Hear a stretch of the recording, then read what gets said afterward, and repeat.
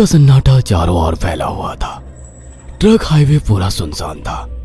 चारों ओर ठंड से हाड़ कपा देने वाली ठंड चल रही थी। हाईवे के चारों ओर घना जंगल था।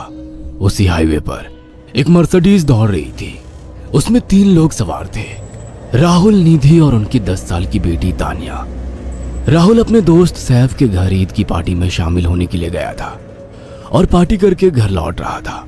निधि ने मुस्कुराकर ड्राइव करते हुए राहुल से कहा, कुछ भी कहो राहुल, आज तो ईद की पार्टी में मजा आ गया। हाँ, मेरा दोस्त बहुत ही बिंदास और हंसी मजाक करने वाला व्यक्ति है।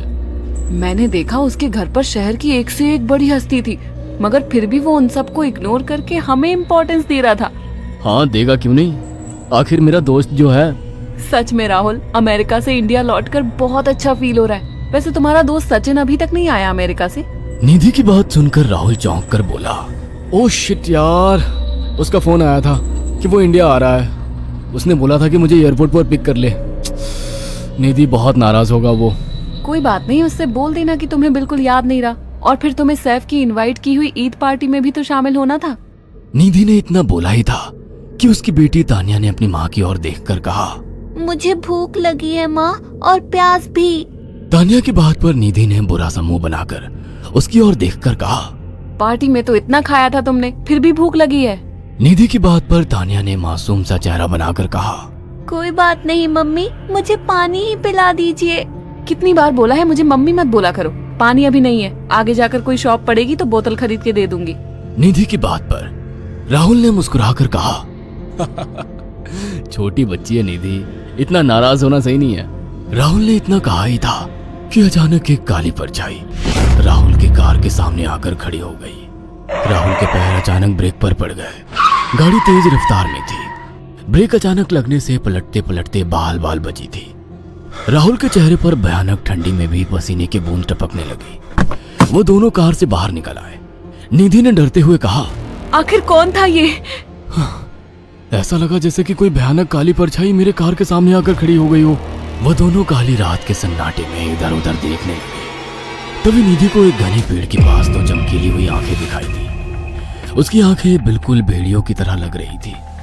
निधि ने चीखते हुए राहुल से कहा, राहुल देखो कौन है वो, जल्दी से गाड़ी में बैठो, मुझे बहुत डर लग रहा है। राहुल ने उस तरफ देखा तो उसके रोंगटे खड़े हो गए। वो दोनों गाड़ी के अंदर बैठने ही वाले थे कि अचानक एक अजीब सा चेहरा वाला भयानक सा आदमी बिजली की रफ्तार से उनके सामने आकर खड़ा हो गया। राहुल ने देखा कि उसका चेहरा बिल्कुल सड़ा हुआ था और उसकी आंखें भेड़िए की तरह चमक रही थी। उसके लंबे लंबे बाल उसके कंधे तक आ रहे थे और उसके दांत भेड़िए की तरह बाहर की ओर निकल रहे थे। हाथों की जगह नुकीले पंजे थे। राहुल को देखकर अजीब से अंदाज में हंसने लगा, मगर जैसे ही राहुल की नजर उसके कपड़ों पर गई, राहुल की आंखें फटी की फटी रह गई। वो हकलाते हुए बोला, भाईजान, भाईजान, मुझे माफ कर दो, मुझे छोड़ दो। राहुल ने इतना कहा ही था कि अचानक उस अजीब से देखने वाले भयानक आदमी ने अपने पंजों से राहुल की गर्दन कसकर पकड़ ली और एक ही सेकंड में उखाड़ कर जमीन पर फेंक दी। राहुल के धड़ से लाल रंग का खून का फुहारा फूट पड़ा। इस भयानक मंजर को देखकर निधि के गले से एक जोरदार चीख निकल गई। निधि इससे पहले भागती कि अचानक उस भयानक दिखने वाले आदमी ने निधि को पकड़ लिया और अपने नुकीले पंजे उसके पेट में गड़ा दिए और उसकी अतड़ियां बाहर निकाल दी। निधि के एक दिल दहला देने वाली चीख सन्नाटे को चीर गई। अचानक हवा का एक बवंडर उठा और वो भयानक सा दिखने वाला व्यक्ति देखते ही देखते बवंडर के साथ गायब हो गया। तानिया ने डरते डरते निधि के मोबाइल से पुलिस और सैफ को बुला लिया और कुछ ही देर में वहां चारों ओर पुलिस की गाड़ियां थी। पुलिस ने राहुल के दोनों दोस्त सैफ और सचिन को वहीं बुला लिया। इंस्पेक्टर अर्जुन ने दोनों से कहा, मैंने ऐसी हत्याएं अपने करियर में कभी पहले नहीं देखी। ये काम तो ना किसी जानवर का लगता है, ना ही किसी इंसान का। सचिन कपकपाती हुई आवाज में बोला, आप कहना क्या चाहते हैं? कुछ कह नहीं सकता। जिस किसी ने भी इन दोनों को मारा है उससे एक बात तो साबित होती है कि वो इन दोनों से हद से ज्यादा नफरत करता था। अब सारी सच्चाई तो ये बच्ची ही बता सकती है। इतना बोलकर इंस्पेक्टर अर्जुन तानिया के पास चला गया, जो बेहद डरी हुई थी। तानिया ने आंखों देखी सारी घटना इंस्पेक्टर अर्जुन को बता दी। तानिया की बात सुनकर इंस्पेक्टर अर्जुन कंफ्यूज चेहरा लेकर मोबाइल पर किसी से बात करने लगे। सचिन इंस्पेक्टर के पास आ गया और सैफ भी डरता हुआ इंस्पेक्टर अर्जुन के पास आकर बोला, क्या हुआ इंस्पेक्टर? तानिया ने क्या बताया? उसने जो बताया वो काबिल यकीन नहीं है। उसकी बात पर किसी भी तरह से यकीन नहीं किया जा सकता। फिर भी कुछ तो बताया इंस्पेक्टर। हाँ, उस बच्ची के मुताबिक एक भूत ने निधि और राहुल को बड़ी बेदर्दी से मारा है। इंस्पेक्टर की बात सुनकर दोनों बुरी तरह से चौंक गए। क्या मतलब है इस बात का?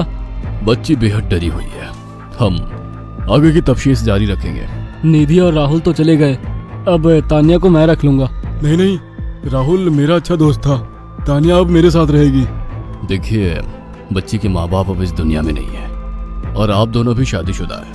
मुझे नहीं लगता कि आप दोनों बच्ची की सही से देखभाल कर सकते हैं। मेरी कोई औलाद नहीं है।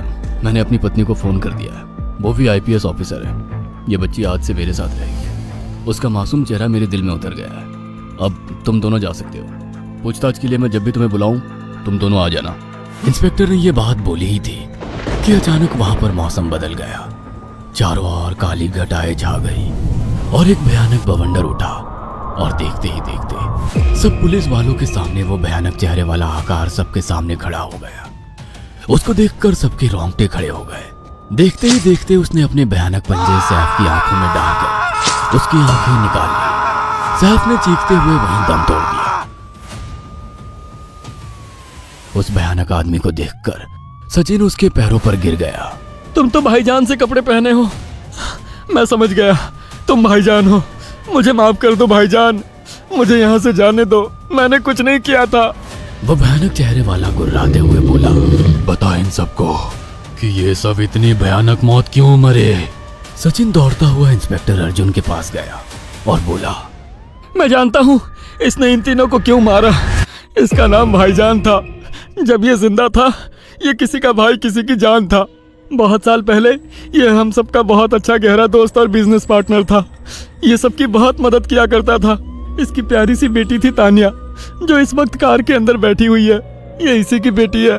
भाईजान अपने सारे पैसों से एक बहुत बड़ा हॉस्पिटल खोलना चाहता था जिससे गरीबों का मुफ्त इलाज किया जा सके, मगर हम तीनों इसके लिए तैयार नहीं थे।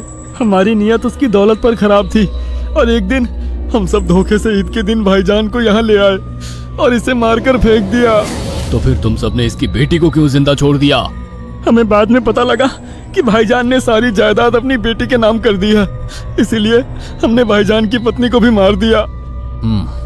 और तानिया का तुम 18 साल की उम्र पूरी करने का इंतजार कर रहे थे ताकि सारी जायदाद अपने नाम करा सको और बाद में उसे भी ठिकाने लगा सको। इसी के लिए तुम दोनों इस मासूम बच्ची को अपने साथ रखने की जिद कर रहे थे। जी, आपने बिल्कुल सही कहा। हम तानिया को भी इसी जगह लाकर मार देते। सचिन की बात सुनकर इंस्पेक्टर अर्जुन की आंखों में खून उतर आया। इंस्पेक्टर अर्जुन के कुछ कहने से पहले ही